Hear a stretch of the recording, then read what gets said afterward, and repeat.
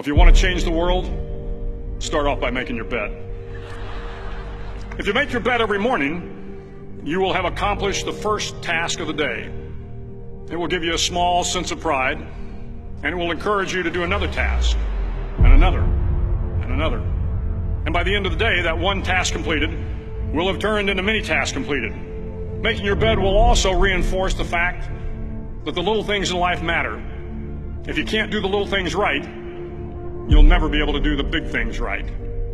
And if by chance you have a miserable day, you will come home to a bed that is made, that you made.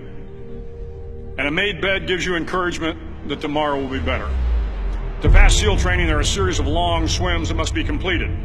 One is the night swim. Before the swim, the instructors joyfully brief the students on all the species of sharks that inhabit the waters off San Clemente. They assure you, however, that no student has ever been eaten by a shark, at least not that they can remember. But you are also taught that if a shark begins to circle your position, stand your ground. Do not swim away. Do not act afraid. And if the shark, hungry for a midnight snack, darts towards you, then summons up all your strength and punch him in the snout, and he will turn and swim away. There are a lot of sharks in the world. If you hope to complete the swim, you will have to deal with them. So if you want to change the world, don't back down from the sharks. Over a few weeks of difficult training, my SEAL class, which started with 150 men, was down to just 42.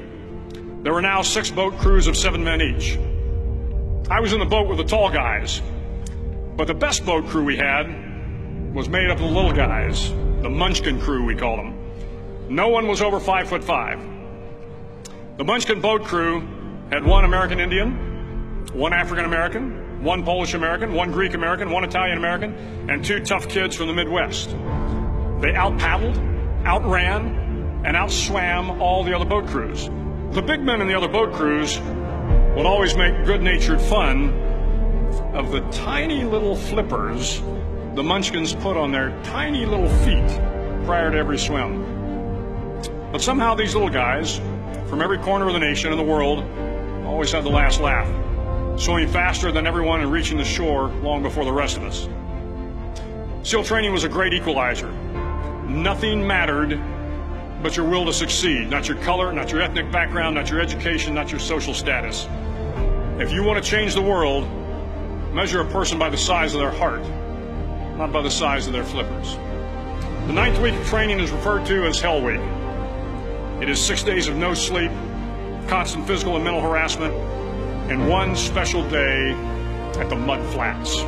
The Mud Flats are an area between San Diego and Tijuana where the water runs off and creates the Tijuana Sloughs, a swampy patch of terrain where the mud will engulf you. It is on Wednesday of Hell Week that you paddle down in the mud flats and spend the next 15 hours trying to survive this freezing cold, the howling wind, and the incessant pressure to quit from the instructors.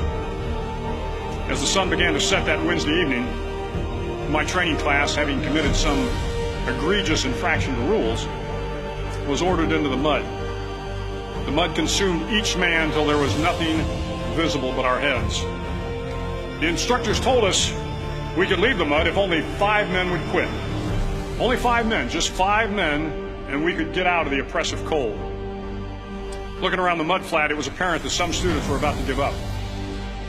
It was still over 8 hours till the sun came up. 8 more hours of bone-chilling cold. The chattering teeth and the shivering moans of the trainees were so loud, it was hard to hear anything. And then one voice began to echo through the night. One voice raised in song. The song was terribly out of tune, but sung with great enthusiasm. One voice became 2, and 2 became 3, and before long, everyone in the class was singing. The instructors threatened us with more time in the mud if we kept up the singing, but the singing persisted, and somehow the mud seemed a little warmer, and the wind a little tamer, and the dawn not so far away. If I have learned anything in my time traveling the world, it is the power of hope, the power of one person, a Washington, a Lincoln, King, Mandela, and even a young girl from Pakistan, Malala. One person can change the world by giving people hope. So if you want to change the world, start each day with a task completed. Find someone to help you through life. Respect everyone. Know that life is not fair and that you will fail often. But if you take some risks, step up when the times are the toughest, face down the bullies, lift up the downtrodden, and never ever give up. If you do these things, the next generation and the generations that follow will live in a world far better than the one we have today. And what started here will indeed have changed the world for the better.